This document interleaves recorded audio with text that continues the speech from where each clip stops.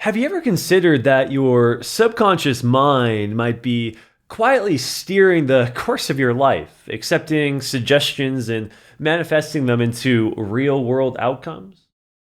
Welcome forward. In part 4 of this modernization of Thomas Troward's Edinburgh Lectures on mental science, we explored how the subjective and objective mind worked. In part 5, we'll continue this exploration. Specifically, we'll unravel the intricate relationship between our conscious decisions and, subconscious beliefs, illuminating how this dynamic duo shapes everything from personal growth to the very fabric of the universe. But this isn't just about introspection. Oh no, we'll connect these personal insights to the grand tapestry of existence, contemplating the universal subconscious mind that Troward identifies as the creative force behind all nature. And by understanding our individual connection to this limitless source, we unlock the potential to consciously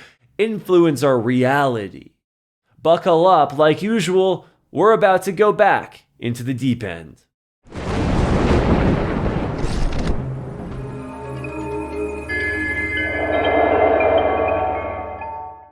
In part 4, we explored how the world of hypnotism could help us better understand how the subjective mind works.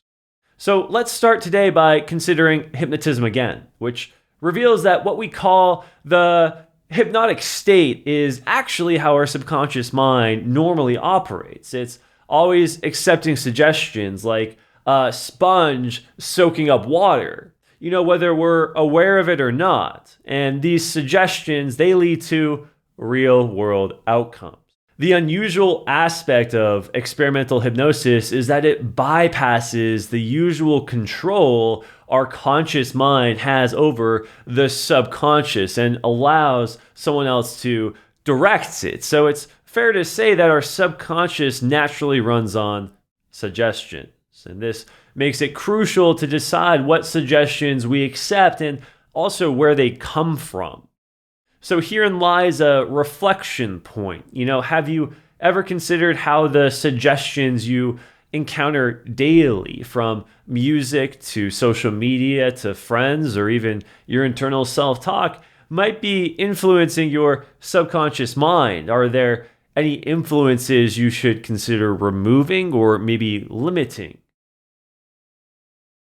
Before exploring further on the idea, though, that our subconscious naturally runs on suggestions, let's better understand the role of the subconscious in the grand scheme of creation itself. If you've been diligently following along with the idea that an intelligent spirit permeates all space and matter, it becomes easier to see this universal presence as the collective subjective mind, or as many would call it, the Spirit of God moving through all creation. It's clear that this universal mind doesn't share the qualities of our individual objective minds. The universal mind is the creative force behind all nature. As the original source, it brings forth the various forms through which individual objective minds can recognize themselves. Only after these forms exist can individual minds interact with the universal mind.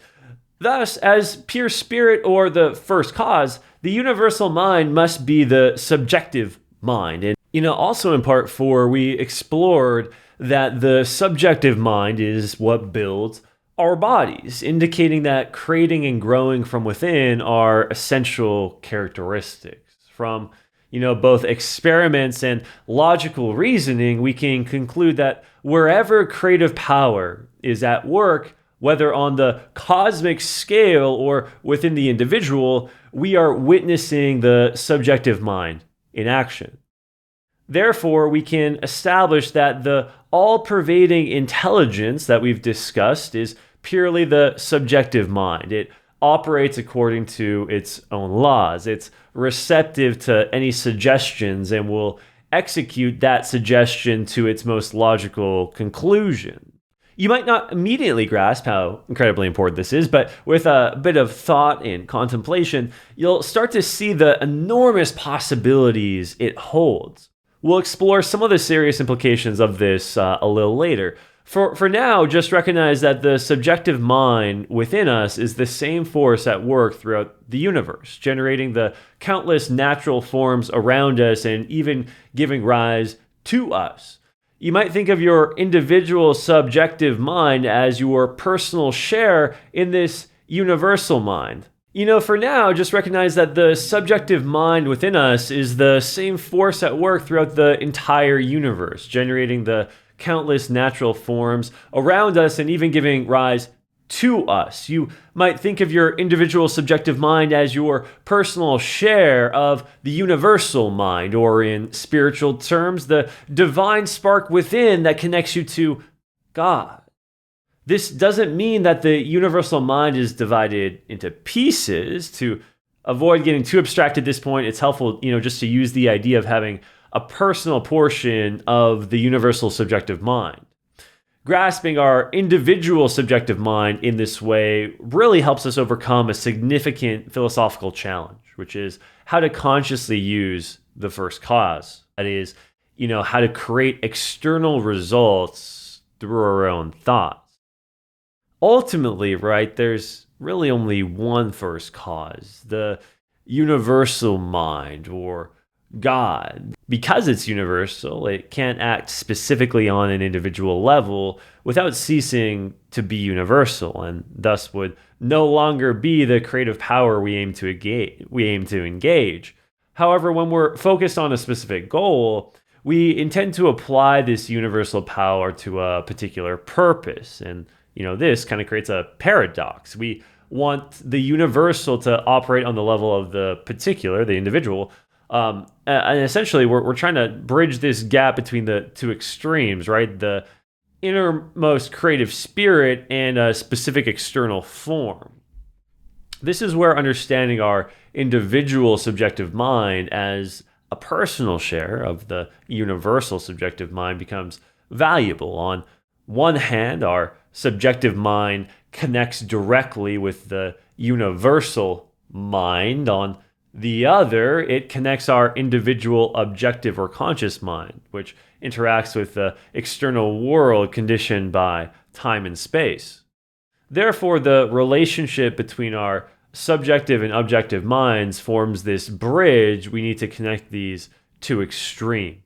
You can think of the individual subjective mind as the channel for the absolute, just as the objective mind is the channel for the relative. Now, of course, to effectively use these two aspects of our mind, we need to actually understand what I mean by absolute and relative. So absolute, that refers to the idea of something existing in and of itself, independent of other things. It's about the essence, if you will. The relative, on the other hand, refers to something in relation to other things. It's defined by its environment or circumstances. The absolute is the realm of causes, and the relative is the realm of conditions. If we want to influence conditions, we can only do so by using our thought power on the plane of the absolute, and we achieve this through the subjective mind. Harnessing the creative power of thought involves learning to think in the absolute, which requires a clear understanding of how our different mental functions interact. It's crucial to remember that the subjective mind on any scale is highly sensitive to suggestion. It works diligently to manifest the suggestion that's most deeply imprinted upon it.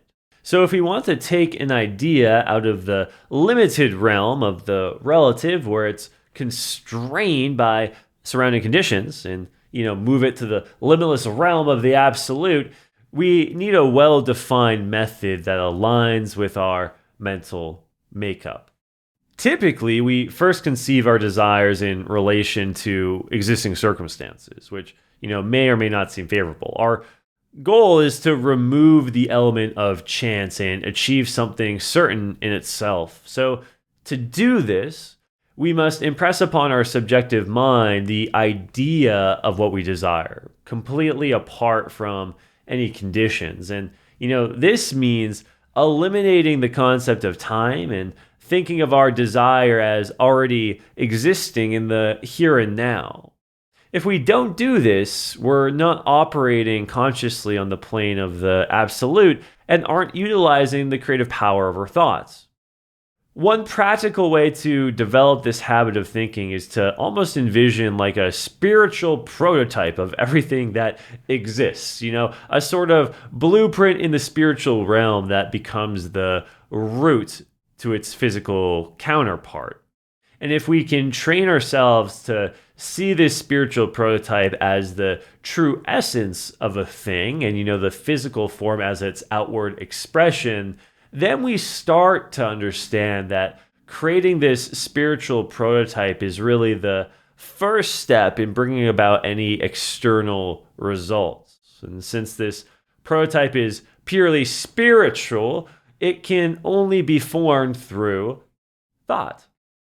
And it must be considered as already existing on the spiritual plane to really have any substance there. And this concept has been explored by philosophers like Plato with his idea of archetypal forms, and by Swedenborg with his doctrine of correspondences. And even more directly in Mark 11:24, it says, "Therefore, I tell you, whatever you ask for in prayer, believe you have received it and it will be yours." Notice the shift in tenses. The instruction is to believe we've already received what we're asking for. And then, and only then, will it be manifest in the future. This is essentially a concise guide on how to use the creative power of thought, by impressing upon the universal subjective mind that what we desire is already an accomplished fact. By doing this, we're thinking on the plane of the absolute. We're removing all considerations of limitation or potential obstacles, and we're planting a seed, that if left undisturbed, and that's key, will inevitably grow and bear fruit. By intelligently engaging our subjective mind in this way, we create a sort of nucleus that immediately starts attracting material similar to itself. If this process continues uninterrupted, there's that word again, it will keep going until an external form that matches the nature of this nucleus manifests in the physical world. And, this is how nature operates on every level. You can consider the obvious example of how a tiny little seed grows into a towering tree. The seed contains within it the blueprint of the entire tree, the roots, the trunk, the branches, the leaves, and maybe even the fruit that it will bear. Once planted, that seed doesn't need to be told to grow. It simply unfolds according to the inherent pattern within it. It attracts the necessary nutrients from the soil, the water, and the sunlight to manifest its potential fully. Similarly, our thoughts act as seeds in the subjective mind, and each contains the blueprint of their eventual manifestation. When we focus our thoughts clearly, when we focus our thoughts confidently, we're planting these mental seeds in the fertile ground of the universal subjective mind. Just as the seed needs time and the right conditions to grow, so do our thoughts require patience and faith. We wouldn't dig up a seed, to see if it's sprouting each and every day. Like, hey, are you growing yet? We wouldn't do that, right? That would disrupt its natural growth process. In the same way, we should avoid doubting or second guessing our desires once we've planted them in our subjective mind. Trusting the process is crucial for allowing the natural law of growth to bring our desires into reality. As it says in Ecclesiastes 3:1, to everything there is a season and a time to every purpose under heaven. Recognizing that there is a divine timing can help us remain patient and faithful. Science supports this idea through the concept of cellular development in living organisms. Every complex life form, begins as a single cell, a tiny nucleus that contains all the genetic information needed to develop into a full organism. And this cell starts to divide and differentiate, attracting the necessary resources to build tissues, organs, and systems until a complete being emerges. And this principle of starting from a small concentrated point and expanding outward is a universal pattern we see over and over again. And herein lies another reflection point. Can you think of a seed thought you've planted in your mind that later manifested in your life? How did patience and trust play a role in its development? And you can think about the reverse of this as well. Can you think of a time that you've planted a seed you wanted to manifest, but because of the absence of patience and the absence of trust, maybe it hasn't yet manifest? Understanding that the initiating force is thought or mind aligns with both ancient and modern science. Energy in its purest form can be seen as an expression of mind or will. When we consciously direct our thoughts, we're harnessing this fundamental energy to create conditions that reflect our desires. And since the only action of mind is thought, it's through our thoughts that we initiate the creation of our corresponding external conditions. Our focused thought forms a nucleus, right? And that nucleus does what? It attracts everything it needs in an orderly fashion until the finished product appears in the physical world. This principle is also echoed in Proverbs 23:7. For as he thinks in his heart, so is he. Suggesting that our inner thoughts, our innermost beliefs, they shape our external reality. By aligning our thoughts with divine principles, we can manifest outcomes that are in harmony with our highest good. So to summarize, when we think of something, we create a spiritual prototype of it. And this prototype, it acts as a nucleus or a center of attraction for all conditions necessary for its eventual manifestation, thanks to the inherent law of growth within the prototype itself. And this opens up yet another reflection point. What steps can you take to ensure that the mental seeds that you're consciously planting are, one, of course, positive and aligned with your true desires, but I think more than that, how might you nurture these seeds to support their growth? How can you stop, digging them up to make sure they're growing? You wouldn't do that with a real seed, so why are you doing that with your mental seeds?